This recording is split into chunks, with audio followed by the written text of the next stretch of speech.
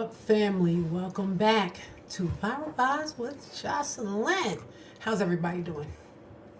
So today we're talking about the stories everybody sees, you guys, but not everybody's ready to talk about. So tonight we're reacting to the disturbing Detroit cases that unfolded on Facebook Live, where a man is accused of killing two individuals after they allegedly assaulted his mother. So this situation is tragic, is emotional, and layered, and it raises a lot of serious questions. So you guys, if you're not up for the serious topic, this may not be the show for you tonight. So how's everybody doing? Hope everybody's doing great. Hope everybody had a wonderful day. And let me tell you guys, I did it again yesterday. So I did. My whole show. It was so good, y'all. See, I noticed whenever I try to add more to the studio, I go through this phase where either I have to figure out audio later. Like I said, we are now live on. So if you hear like a little echo, that's just me trying to keep it up so I can hear. Because I can hear myself, but you guys weren't hearing anything. So we are now live on. So, no, this one I'm going to start off by saying, hi Twitch, hi Kick, hi Instagram, hello Facebook, hi YouTube, and TikTok. So yeah, we did it. We are streaming everywhere, you guys. The Viral Vibes family is growing. I'm putting that work in, so I'm hoping that you guys hang in there with me, because we are doing our thing in here, I promise you. So on that note, you guys like, share, and subscribe to my channels. Everywhere. We're everywhere. We're everywhere but LinkedIn at this point. So I'm just happy and I'm excited for what the future has for the Vibe Vibe Studio. So, you know, I get right to it, you guys. So today reaction is Detroit man deletes two guests after they beat his mother on Facebook Live. Yeah, you heard right. Somebody put their paws on somebody's mama, and they did not live to regret it. Okay, you know, I'm going to turn this down in the background because I can hear myself, but I will periodically be checking. So let's turn this down now. And if y'all can't hear me, somebody need to put a one up in the chat or something. So this case is going to be a good one, and I'm excited. So I think I might do two tonight. I would really like to go back and do the one I did yesterday that there was no volume. That's so frustrating. I was so frustrated because that was a really good case last night. So I might go back. But like I said, because I'm streaming everywhere, it weighs heavy on my CPU, my computer, and I need to upgrade that then, because now we're everywhere. We're Kick, Switch, YouTube, Facebook, TikTok, Instagram. We're everywhere. So I have to make sure that my equipment can hold all the activity on it, you know. So let's get into it. I'm excited. I got a little cold. I'm sorry, you guys. Bear with your girl. We're going to start over here. I'm excited about this one because let me tell you something. Somebody put their hand on my mama. It's going down. It's going down. I hit my mama. No, we're not doing that. All right, y'all. Let me blow it up for y'all. And let's get into it. Oh, y'all almost made me forget. Y'all trying to get my channel banned, right? We got to do the housekeeping. Fair use notice. Content on this channel may include copyrighted material used for commentary, criticism, news reporting, education, discussion. This use is permitted under Section 107 of the United States Copyright Act, which allows limited use of copyrighted material for transformative purposes. Viral Vibes with Jocelyn does not claim ownership of any third-party content shown in reaction to commentary videos. Everything on this channel is alleged and my own opinion. All rights remain with the respective owner. Our purpose is to add new value through analysis, opinions, reaction, and educational conversation in full alignment with the YouTube fair use guidelines.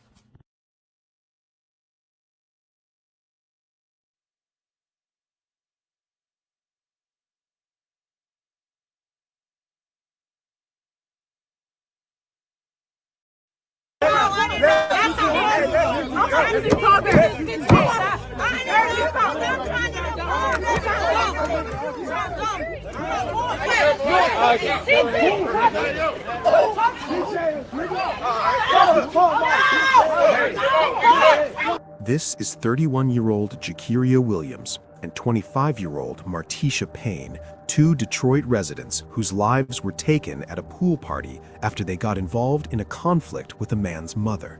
On the night of August 9, 2025, just before 10 p.m., Detroit police were called to a rental home on the city's east side near 7 Mile Road in the Fleming area after reports of a mass stabbing at a pool party. When officers arrived, they found Jakiria Williams, the host of the gathering, fatally stabbed near the pool. Martisha Payne was also critically wounded and later pronounced dead. Two additional guests were rushed to the hospital with serious injuries. Just hours earlier, Jakiria had gone live on Facebook, smiling, relaxed, and excited to host a summer night with people he trusted. Martisha, a devoted mother who rarely went out, had allowed herself one night of freedom. But after an altercation happened between Martisha and the 31-year-old Daiwan Hobson's mother, everything spiraled to a deadly stabbing. But before we get to how things get that bad, we have to go back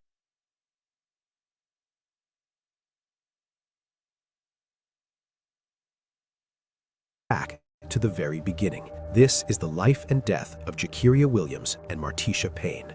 Jakiria Williams was 31 years old and from Detroit, Michigan, a man whose name carried weight in his circle because he was the one who brought people together.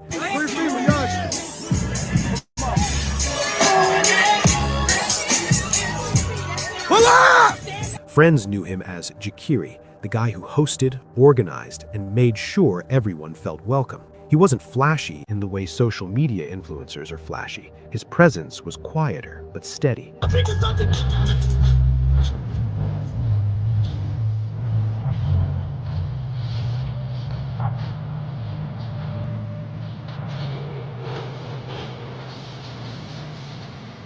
The kind that made people show up because they trusted the space he created. That sense of responsibility didn't come from nowhere. Jakiria was a father, and that role shaped nearly every decision he made. Those closest to him described him as protective, attentive, and deeply invested in the people he cared about. Even when he was relaxed, there was an underlying awareness to him, watching, checking in, making sure things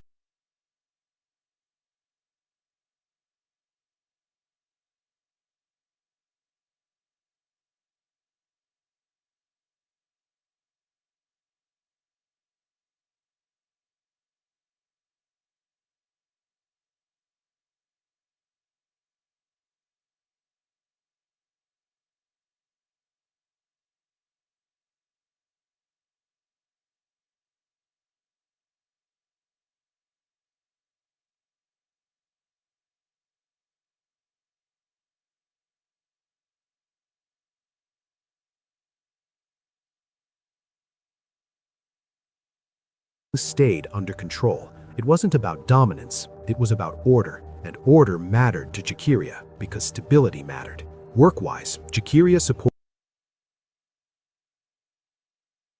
himself through consistent, hands-on labor. He wasn't known for chasing status or shortcuts. He valued showing up, earning respect, and being reliable. That mindset translated into how he hosted gatherings. When Jakiria threw a party, it wasn't reckless, it was intentional. He invited people he knew, people he trusted, people he believed would respect the space. And on Saturday, August 9th, 2025, that trust extended to a pool party he was hosting at a rental home on Detroit's east side near 7 Mile Road in the Fleming area. It was meant to be simple: music, drinks, a summer night, friends cooling off by the pool after a long week. Jakiria even went live on Facebook earlier that day, smiling, relaxed, and clearly looking forward to what he expected would be an easy, enjoyable gathering. Hey, you already know better pull up, man. It's going down. Starting right now. But what no one watching those videos could see was how fragile the balance actually was.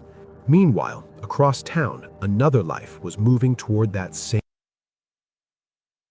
pool party, without any sense of what the night would become. Martisha Payne was 25 years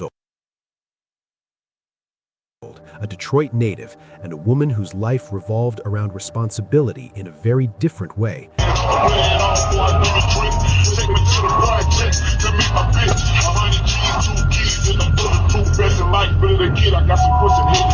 She was a mother to a 6-year-old daughter, a child who depended on her completely. Friends described Martisha as devoted, protective, and deeply connected to her family. Being a mother wasn't something she mentioned in passing. It defined her priorities.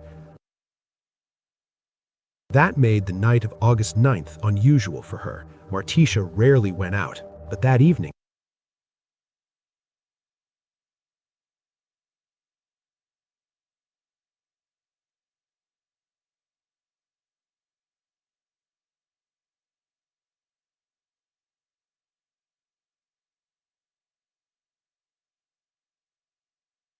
she allowed herself something small and human.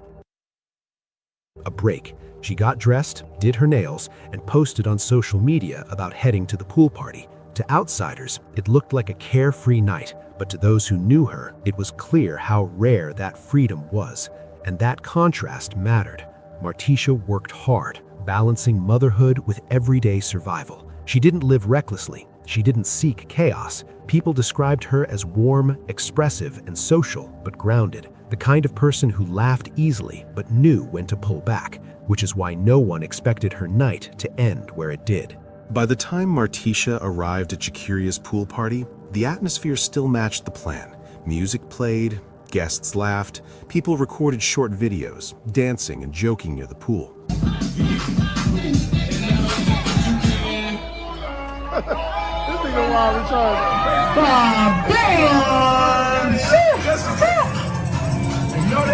The sun hadn't fully set yet, and the mood was light. Two different lives, Jakiria's and Martisha's, had now converged in the same space. And for a while, everything looked exactly the way it was supposed to. But even as the party settled into rhythm, another presence arrived that would quietly shift the energy. Now it's at this point that another name enters the story. Daiwan Hobson was 31 years old, also from Detroit, and he was not a stranger at this gathering. He was there as Jakiria's friend, someone Jakiria trusted enough to invite into his space. In earlier videos from the party, the two men appeared comfortable around each other, talking, smiling, and standing close like people who shared history. Hey, you already know better pull up, man. It's going down. Starting right now. We ain't just been taking shots, just chilling, dog. You know what I'm saying, bro? But Daiwan carried something into that backyard that night that most guests did not know. Just 1 month earlier, Daiwan had been released from prison after serving more than a year for a violent felony. Court records show he had been convicted of assault by strangulation, a charge involving serious bodily harm. At the time of the pool party, he was on probation, technically prohibited from being in environments involving alcohol. That detail wouldn't become public until later, but its relevance would soon be impossible to ignore. Daiwan didn't arrive alone. He brought his mother. That decision stood out immediately. Pool parties like this were filled with young adults, friends, peers, people in similar stages of life. Seeing a grown man bring his mother into that environment raised eyebrows. Some guests questioned it openly, others brushed it off, assuming there was a reason. But the choice mattered more than anyone realized, because bringing his mother into that space changed how Daiwan interpreted everything that followed. At first, the party moved along without incident. Alcohol flowed, the crowd thickened, music grew louder.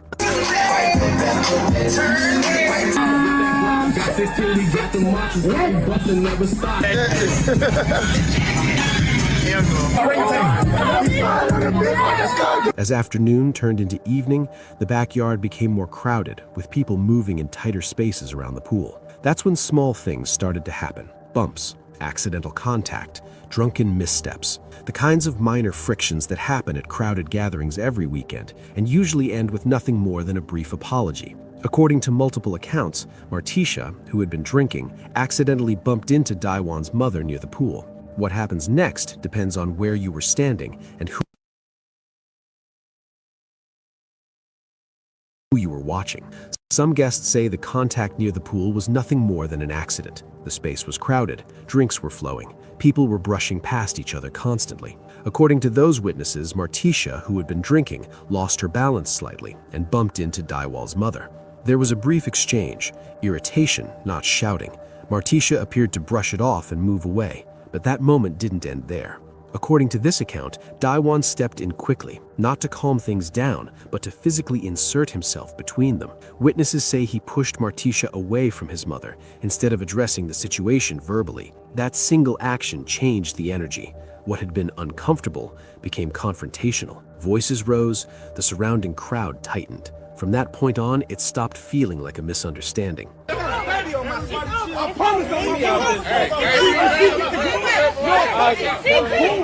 Meanwhile, others remember the sequence differently. Several guests insist the contact wasn't a one-time accident. They say Martisha had bumped into Daiwan's mother more than once and appeared intoxicated. When Daiwan asked if his mother was okay, the response wasn't apologetic. According to this version, Martisha became defensive, dismissive, and aggressive in tone. Witnesses aligned with this account claim Martisha attempted to swing at Daiwan's mother, missing her, but escalating the situation instantly. People nearby reacted. Some moved closer. Others began shouting.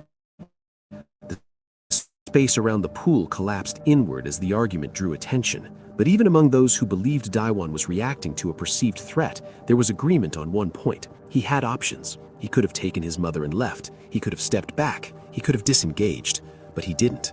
And then there are guests who say the conflict didn't begin with Martisha at all. According to these witnesses, Daiwan's mother had already been involved in tension earlier in the party, an argument with other women that had nothing to do with Martisha or Jakiria. Emotions were already elevated before Martisha ever entered the space near the pool. From this perspective, the bump was not the beginning. It was a trigger layered on top of an argument already in motion. By the time Daiwan focused on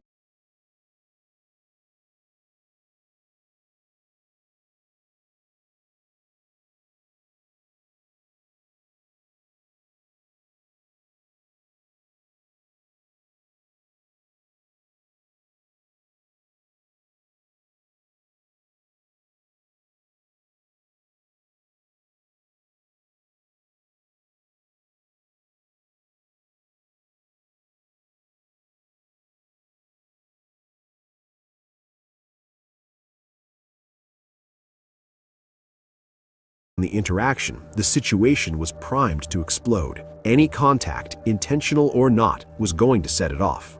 And across all of these accounts, one thing remains consistent. By that point, the disagreement had drawn attention without fully revealing its danger. People nearby sensed something was off, but no one yet believed it would turn violent. The music continued. Phones remained raised. The pool deck stayed crowded. But what investigators would later understand is that this was the last calm moment of the night. Because once Daiwan Hobson's attention locked onto the space around his mother, the situation stopped being social and started becoming personal. Witnesses recall hearing his voice cut through the noise, louder than the music, sharper than the surrounding conversations. His words repeated, not directed at the crowd, but at anyone standing between him and the perceived threat. What had been a shared space fractured into sides, with people in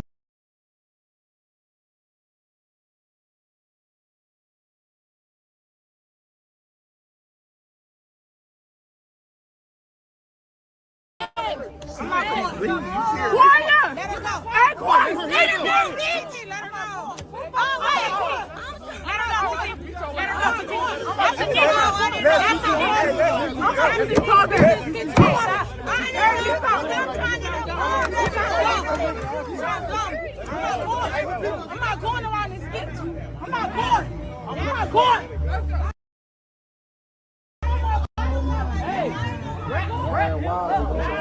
It's my mama.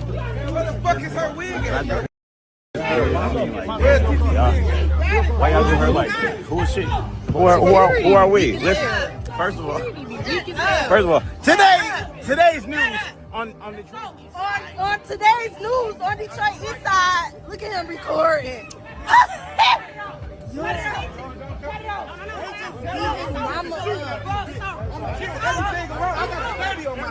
I promise I'm not.